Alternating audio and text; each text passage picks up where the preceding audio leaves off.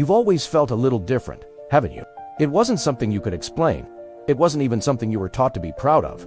You just noticed more, saw things in people that others missed. Their eyes, their silence, the heaviness in their laughter. You felt what wasn't being said. As a child, that made you sensitive. As an adult, it made you exhausted. You thought it was love. You thought it was care, and maybe it was. But deep down, you've also felt something darker. Like your kindness had a weight. Like your ability to feel everything came with a price that no one else could see. No one tells you that being an empath is not just about connection. It is also about disintegration. Because when you feel too much, too often, and too deeply, you start to lose something. Not all at once, slowly, quietly, piece by piece. You begin to lose track of what's yours and what's not. Someone cries, and you ache. Someone gets angry, and you absorb the static. You walk into a room, and before anyone says a word, your body is already adjusting, bracing, reacting to an invisible current. That's not intuition. That's exposure. And when you live exposed for too long, it's not just your energy that suffers, it's your identity. You begin to believe that your role is to carry what others cannot. That your value lies in your ability to lighten the load, even when it crushes you. That love is proven by how much you endure without complaining. But here's the truth Jung warned about. And few have the courage to face. What you repress in the name of being good becomes your shadow, and the empath who never learns to protect their boundaries doesn't become an angel. They become a martyr, a hollow version of themselves, smiling, helping, giving, and quietly disappearing behind the faces they try to rescue. Empathy without consciousness is not love. It's a trap. It's what draws in those who take, and never ask how you're doing. It's what makes you open your heart to people who only show up when they're rebroken, only reach for you when they need something, and vanish once they're whole again. But you never say anything, do you? You call it compassion. You tell yourself you're strong enough, that you understand their pain, that they didn't mean to drain you. Yet every time you give what you don't have, you abandon yourself. And slowly, you begin to feel bitter. But you hide that bitterness beneath kindness. You feel angry, but you smile through it. You want to scream, but you listen until one day, your body starts to rebel. The headaches, the fatigue. This is not burnout. This is energetic collapse, the silent breakdown of someone who has given everything without ever being asked to. Carl Jung believed that the parts of ourselves we ignore do not disappear. They become louder. They become projections, compulsions, addictions, or illnesses. They become the other within us, the shadow. And for empaths, the shadow doesn't look like violence or rage. It looks like guilt.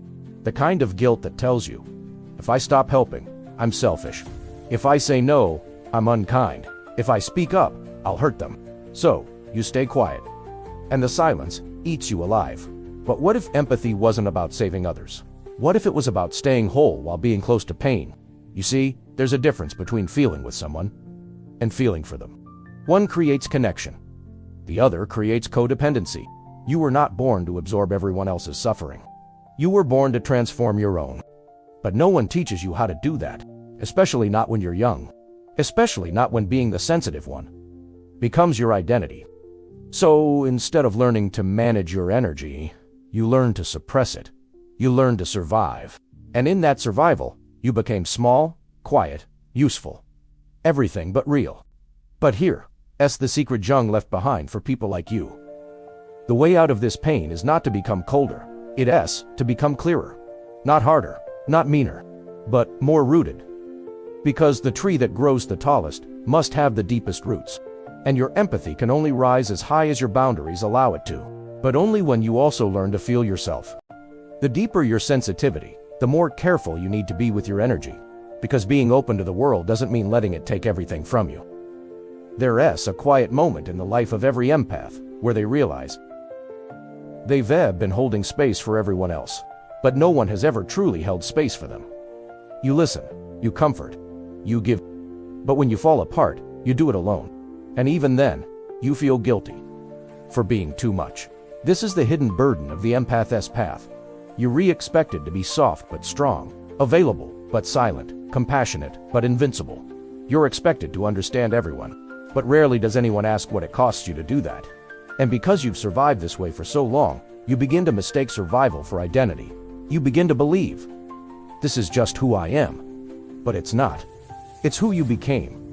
to be safe, to be loved, to be enough.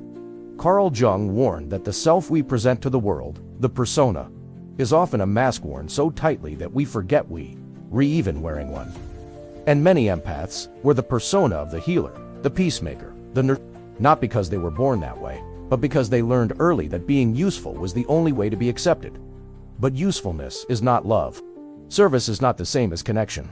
And being needed is not the same as being seen. You've given people access to the most sacred parts of you. Your time, your energy, your attention. And they didn't even know they were entering holy ground. Why? Because you didn't know either. No one taught you that your sensitivity was sacred. That your empathy was a force, not just a feeling. That your light could be both healing and dangerous. You believed that being light meant never casting a shadow. But Jung would tell you, it's the opposite. The more light you carry, the more important it becomes to acknowledge your darkness, to embrace the part of you that's angry, tired, afraid, the part of you that wants to scream, I'm not okay. Because until you face that voice, you will keep trying to prove your worth through pain. You'll keep breaking yourself to fix others. You'll keep sacrificing truth for peace. But peace built on silence is not peace.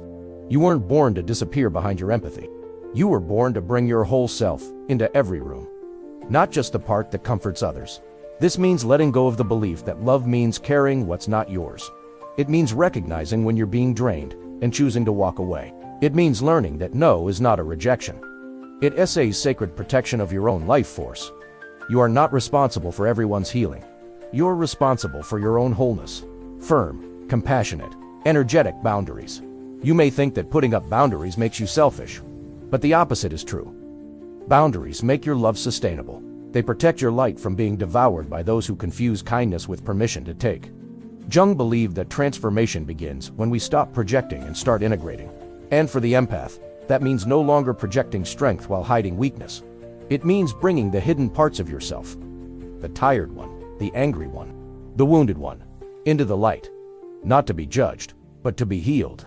That's where your true power lives, not in how much you feel for others, but in how deeply you are willing to feel yourself. Fully, honestly, without shame.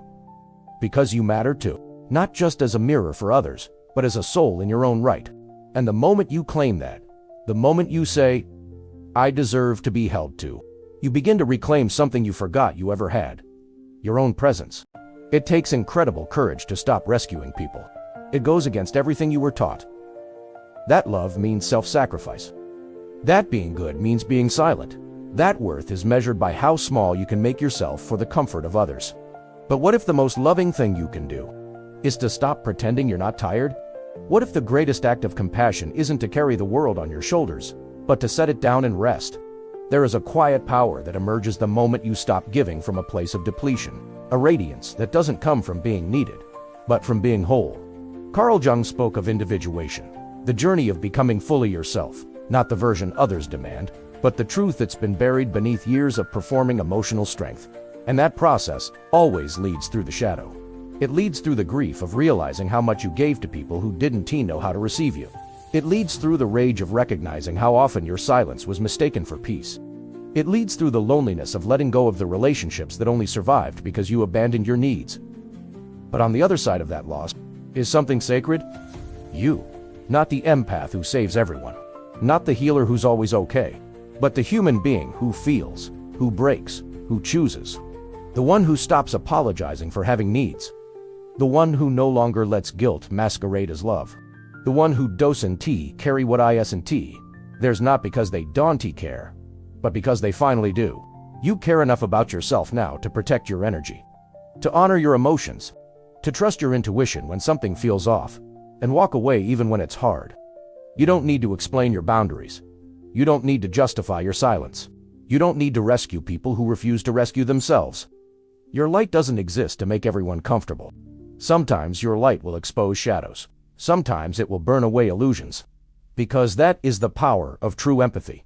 Not the kind that erases you, but the kind that includes you. And you deserve to be included in your own love, in your own care, in your own compassion. So, take a moment and breathe. Feel your own presence. Notice how much of your life was spent proving you worthy of being chosen, and realize you already are. You always were.